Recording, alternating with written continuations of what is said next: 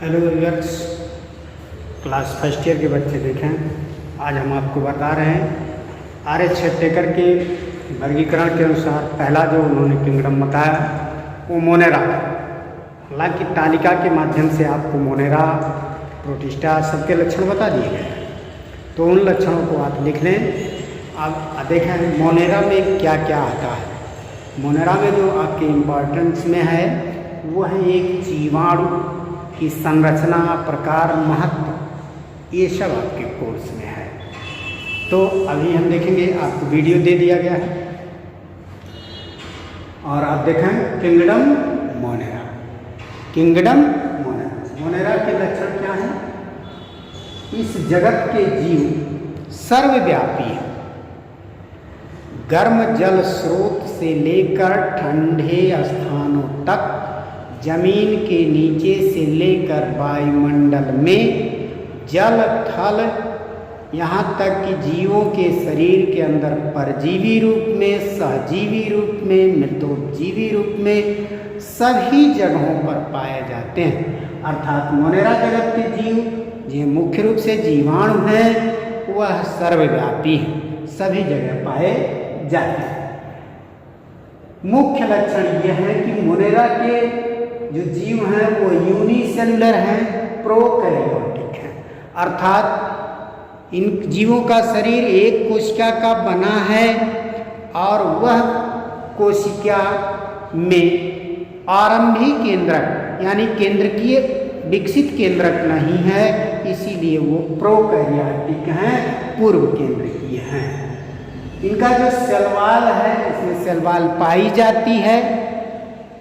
Cell wall में peptidoglycan की कोई अम्ल या कभी कभी पॉलीसैकेराइड्स भी पाई जाती है। पोषण की सभी विधियां इसमें पाई जाती हैं, अर्थात इसमें कुछ स्वपोषी हैं, कुछ रसायन संश्लेषी हैं, कुछ परजीवी हैं, कुछ जो है मृतोपजीवी हैं। तो पोषण की लगभग सभी रीतियां इनके अलग अलग जातियों में पाई जाती हैं। डीएनए नग्न होता है, अर्थात डीएनए पर हिस्टोन प्रोटीन नहीं होता है। ये कुछ मुख्य लक्षण थे बच्चों। अब इसके बाद अन्य लक्षण कि इसकी कोशिका में माइटोकॉन्ड्रिया, लवक आदि नहीं होते हैं। इनकी पूरी कोशिका में जब जीवाणु की संरचना देखें तो केवल सेलवाल, मेम्ब्रेन, डीएनए पाया जाता है। कुछ में आरएनए, डीएनए पाया जाता है और जो राइबोसोम्स होता है छोटे होते हैं। तो ये आप लिख सकते हैं छठा 70 प्रकार के राइबोसोम होते हैं, प्रकार के राइबोसोम पाए जाते हैं।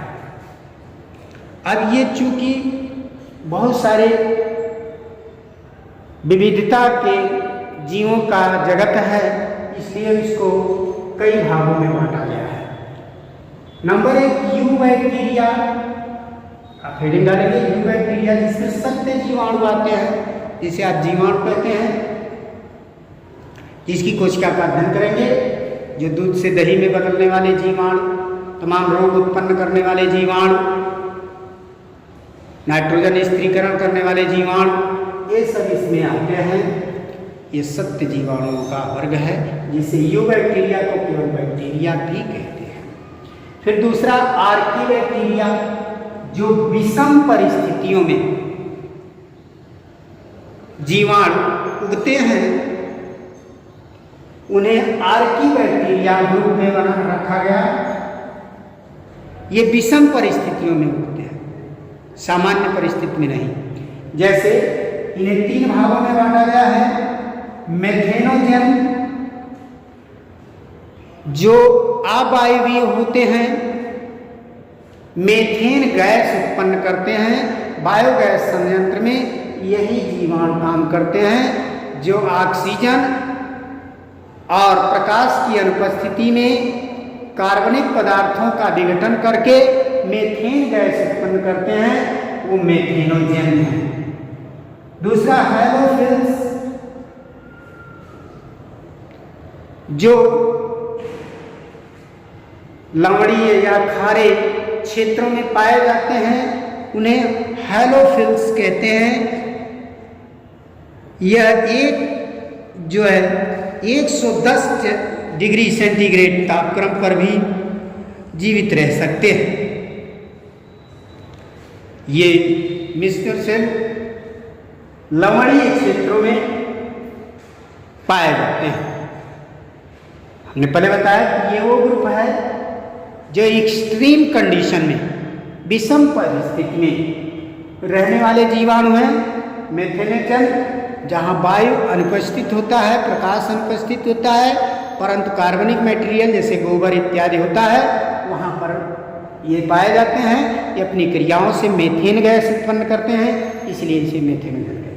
हैलोफिल्स, जहाँ पर लवणीय परसेंटेज, लवण का परसेंटेज अधिक होता है, वहाँ पर ये पाए जाते हैं, ये हैलोफिल्स हैं। ये बहुत अच्छे तापक्रम को, 110 डिग्री सेंटीग्रेड तापक्रम को भी बर्दाश्त करते हैं। थर्मो एसिडोफिल, एसिडिक मीडियम हो, खूब टेम्परेचर हो, उबलते जल में भी यह पाए जाते हैं। इन्हें जो है, इनमें बैक्टीरियोरोडाप्सिन नामक बढ़क होता है, जिसकी सहायता से इनका रंग बैंगनी हो जाता है। यह लगभग 2 pH पर भी पाए जाते हैं। 80 डिग्री सेंटीग्रेड तापक्रम पर लगभग 2 pH पाए जाते हैं, जैसे थर्मोप्लाज्मा, सर्कोप्लाज्मा आदि। एक्टिनोमाइसिन रे फंजाई कहते हैं। एक्चुअली देखने पर ये कवक के कवक जाल की तरह इनका शरीर तंतुवत होता है, इसीलिए इसे रे फंजाई कहते हैं। इन्हें अलग एक्टिनोमाइसिन, वास्तव में ये जीवाणु हैं, लेकिन ये जो है इनका शरीर थोड़ा पतला लंबा होता है, तंतुवत होता है, कवक जाल की तरह होता है, इसीलिए इसे एक्टिनोमाइसिस कहते हैं। साइनोबैक्टीरिया नीलहरित शैवाल, बहुत पहले नीलहरित शैवाल को अलग समझा जाता था, लेकिन ये भी एक प्रकार के जीवाणु हैं। ऐसे जीवाणु जिनमें हरे रंग के पिगमेंट पाए जाते हैं, प्लास्टिड नहीं पाए जाते, लेकिन हाँ कुछ बढ़क उत्पन्न करने वाले रसायन इनमें पाए जाते हैं और यह प्रकाश संश्लेषण करते हैं। ध्यान रहे, नीलहरित शैवाल यह प्रकाश संश्लेषण करते हैं और अपना भोजन स्वयं बना लेते हैं।